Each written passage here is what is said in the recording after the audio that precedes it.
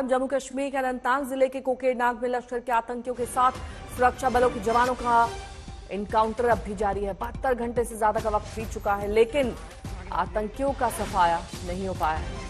आतंकी पहाड़ी में छिपे हुए हैं।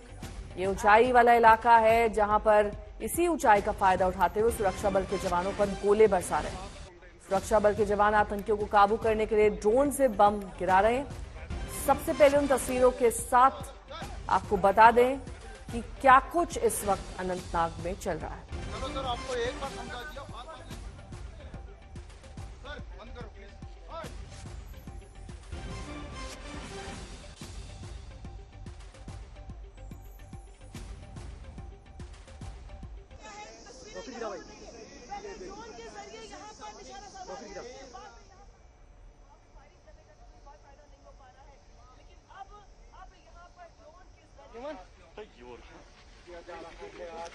So these are visuals that we're bringing to you, and clearly soldiers carrying weapons, and this is ताजा तस्वीर अनंतनाग से, जहां पर अब रॉकेट लॉन्चर से इस ऑपरेशन में हमला किया जाएगा, क्योंकि अब तक जितनी भी गोलीबारी की गई है उससे आतंकियों का खात्मा नहीं हो सका है। ड्रोन के जरिए बम भी बरसाए गए हैं, लेकिन इस बीच लगातार फायरिंग ऊंची पहाड़ियों से आतंकी ओर से की जा रही है और आतंकी भी बारूद और गोली है। तमाम जानकारी के साथ कमलजीत, ऑपरेशन बेहद मुश्किल भरा, क्योंकि जिस ऊंचाई पर इस वक्त आतंकी मौजूद हैं वहां तक पहुंच पाना अपने आप में एक बड़ी चुनौती, और ड्रोन से जो बम बरसाए जा रहे हैं उससे भी अभी तक आतंकियों का खात्मा नहीं हो पाया। देखिए, एक तो ये खड़ी चढ़ाई है और आप पीछे देख सकते हैं कि किस तरह से एक थिक फॉइलेज यानी वेजिटेशन है, पेड़ पौधे काफी हैं, तो इसमें एक क्लियर विजिबिलिटी नहीं मिल पाता है। यहाँ पे 2-3 किस्म के ड्रोन लगाए गए हैं। एक जो कि सर्वेलेंस ड्रोन है, जिससे कैमरा से जूम इन करके देखा जा सकता है। दूसरा है जो वेपनाइज्ड ड्रोन है, जिससे प्रिसिशन फायरिंग की जा रही है। रॉकेट लॉन्चर अभी कुछ देर पहले यहाँ से निकले हैं, यानी कहीं ना कहीं कोशिश की जा रही है कि एक मल्टीपल तरीका अपनाया जाए, अलग अलग पैंतरे अपनाए जाए। खासतौर पे जो घेराबंदी है वो तो लगातार 3 दिन से चल रही है।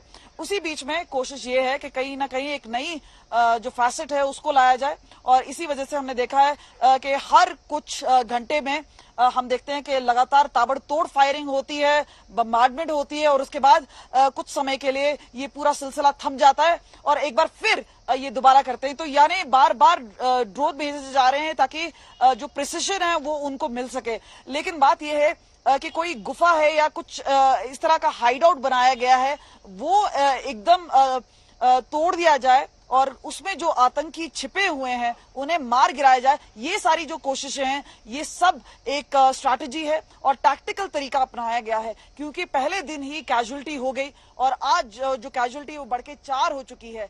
3 अफसर हैं इनमें, एक जवान। ठीक है, मैं लौटूंगी आपके पास। आप ही की एक रिपोर्ट दर्शकों को दिखा देते हैं।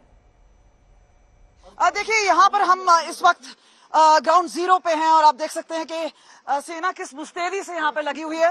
असॉल्ट वेपन्स अब दोबारा गए हैं। हमने देखा कि बीच बीच में बार बार फायरिंग होती है, धमाके होते हैं, तो ऑपरेशन जारी है इस वक्त। और खास तौर पे अब फ्रेश वेपन्स गए हैं। इसका मतलब है कि कोई थमने का नाम नहीं ले रहा है जब तक आखिर अंजाम तक नहीं पहुंच जाता। आतंकियों के छुपे होने की बात है। अगर हम आपको यहाँ पर दिखाएं, जिस तरह से लगातार इस पहाड़ी पे, थोड़ा यहाँ पर आके दिखाएं, तो जो पहाड़ी है इस पे लगातार फायरिंग होती जा रही है और बीच बीच में रुक जाती है। तो जाहिर सी बात है, जिस तरह से प्रेशर आप देखें, यहाँ पे जो बुलेट प्रूफ गाड़ियां हैं वो लगातार मूव कर रही हैं। सेना का आउटर कॉर्डन है वो लगा हुआ है। डीजी दिलबाग सिंह, एडीजी विजय कुमार लगातार मौजूद हैं।